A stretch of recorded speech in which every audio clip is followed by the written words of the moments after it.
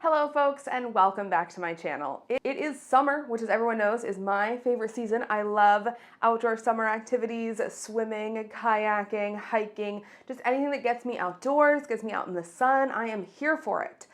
Summertime is also the time of year when we professional piercers see the greatest influx of particularly moisture bump irritations. This is a specific type of irritation bump that's really common on earlobe piercings, usually first lobe piercings, but it can happen on seconds and even thirds. And it's caused by excess moisture building up behind the ear near the healing piercing and causing a lot of irritation. This type of irritation bump is most common on our little ones, typically my little clients who have lots of long hair and are doing lots of water activities in the summer and may not always be drying their hair or drying well behind their ears, but it can also happen to adult clients and clients of all ages. Now, these irritation bumps can be pretty scary if you get one because they look like this. It can be very large. It can be very frightening to feel or see this big old lump behind your ear. And I get it. That's a bit of a shock if you thought your earlobe piercings were healing totally fine and all of a sudden there is this big lump behind your ear. But the good news is it's very easy to deal with these irritation bumps in most cases, and it's even easier to simply prevent them from happening in the first place. Now, like I mentioned, these are moisture irritations. They're caused by a buildup of moisture behind the ear, and usually this comes from wet hair. So we see this a lot during the summer because people are going swimming and in the water, and they're not necessarily drying their hair after they get out of the bath or the shower. Or because it's so nice out, they're letting their hair air dry after regular baths and showers instead of blow drying it the way they might in the colder months.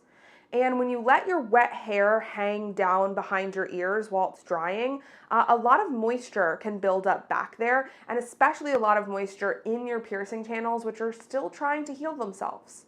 Now, while this is most common on clients with longer hair, I have seen it occur on clients with shorter hair who weren't drying behind their ears very well. So if you want to prevent these bumps from occurring, make sure when you get out of the shower, you dry thoroughly behind your ears. And if you're not going to dry your hair with a blow dryer, clip it up, put it up, use one of those little towel wraps for your head, braid it back. Whatever works to get your hair back and off of the backs of your ears so it's not staying wet back there.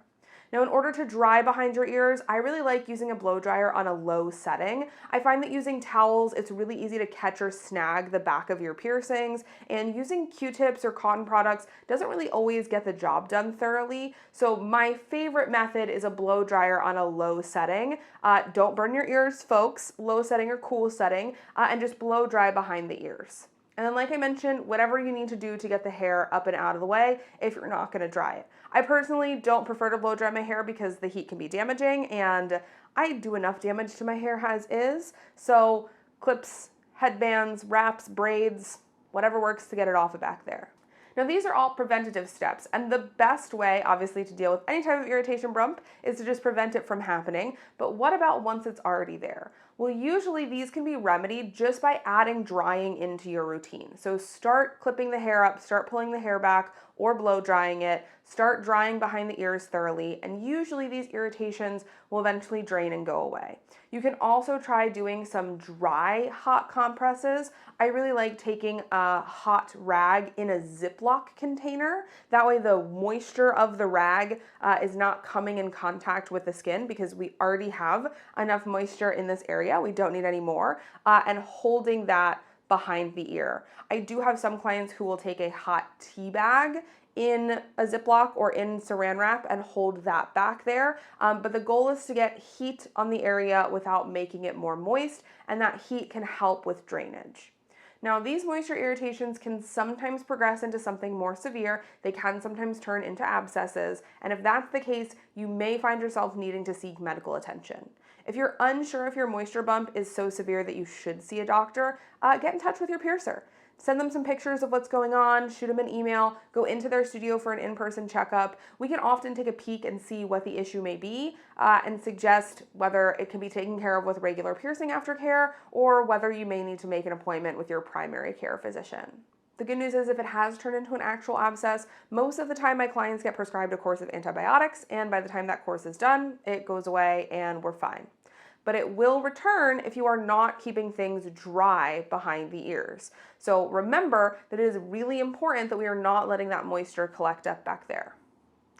Anyone who comes to see me for earlobe piercings during the summer month will get an extra speech on moisture irritations on their earlobes, because I know how much everyone likes having fun in the sun and getting out in the water, and this time of year I extra stress keeping things dry back there. I know these irritation bumps can be very scary when they crop up, especially because of their size, but hopefully this video helps explain exactly what they are, why they happen, and how easy they are to prevent and get to go away, and soothe some of your nerves if you've been dealing with an irritation bump like this. All right, folks, thanks so much for hanging out, and I can't wait to sit down and chat with y'all again soon. Bye.